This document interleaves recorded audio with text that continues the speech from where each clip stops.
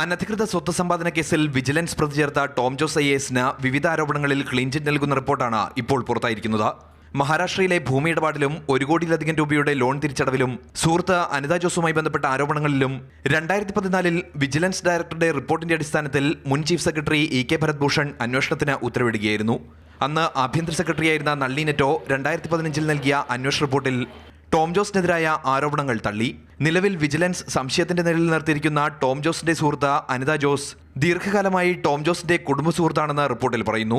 വിദേശത്തുള്ള അനിത ജോസിന്റെ power of attorney 1995 മുതൽ ടോം ജോസിനാണ്. അതുകൊണ്ട് തന്നെ ഇവരുടെ സാമ്പത്തിക ഇടപാടുകളിൽ നിയമലംഘനമുണ്ടെന്ന് പറയാനാവില്ല.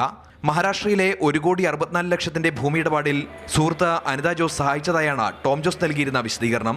1,34,00,000 രൂപ ലോൺ എടുത്ത ശേഷം 13 മാസത്തിനുള്ളിൽ 1,41,00,000 രൂപ ടോം ജോസ് തിരിച്ചടയ്ക്കുകയും ചെയ്തു. അനിത ജോസിന്റെ പവർ ഓഫ് അറ്റോർണി ഉള്ളതിനാൽ ടോം ജോസിന്റെ നടപടികൾ തെറ്റു പറയാനാവില്ലെന്നും ആഭ്യന്തര സെക്രട്ടറിയുടെ റിപ്പോർട്ടിൽ വ്യക്തമാക്കുന്നു.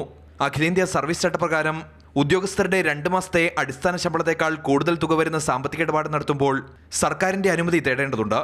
ഇത് ടോം ജോസിന്റെ കാര്യത്തിൽ നടന്നിട്ടില്ലെന്നും എന്നാൽ തിരുത്തൽ നടപടി മാത്രം മതിയെന്നും റിപ്പോർട്ട് ശുപാർശ ചെയ്യുന്നു. ടോം ജോസിനെ അനുകൂലിക്കുന്ന ഈ റിപ്പോർട്ട് പൊതുഭരണ വകുപ്പിന്റെ പരിഗണനയിലാണുള്ളത്.